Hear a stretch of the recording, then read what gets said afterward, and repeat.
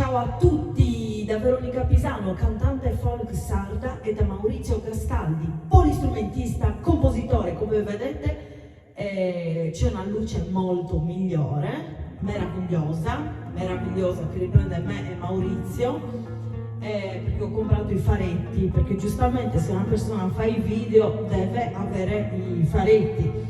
Ne approfitto per salutare i nostri amici ascoltatori che ci seguono sempre, in particolare Pier Riccardo Di Girolamo e sua moglie Marinella S, Salvatore Di Pasquale e tanti altri che ci seguono. Seguite il canale perché sta diventando veramente molto interessante, ci saranno delle interviste molto interessanti.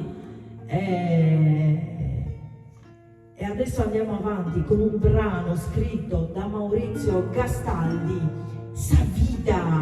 E qui c'è Chanel, vuoi dire qualcosa? Attento Maurizio che schiacci Chanel, che ce l'hai proprio vicina, vedi che ha il piede infilato qua. È proprio vicino a te Chanel, vedi che qua, vedi Maurizio? Di qualcosa Chanel.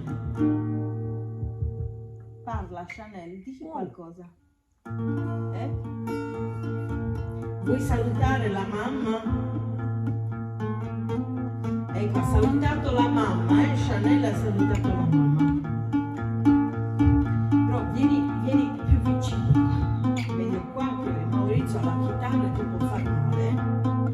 Vai Maurizio, Sa Vida, un brano scritto da Maurizio Gastaldi.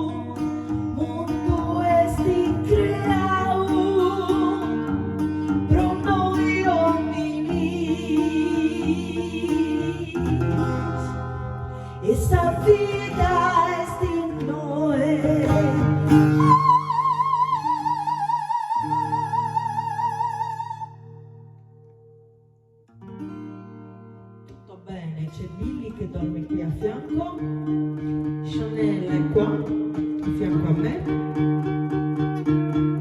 che ti stai leccando, I cagnolini hanno il vizio di leccarsi le zampette, sono un po' sporcaccioni. Per questo video è tutto e ci diamo appuntamento al prossimo, ciao a tutti, grazie!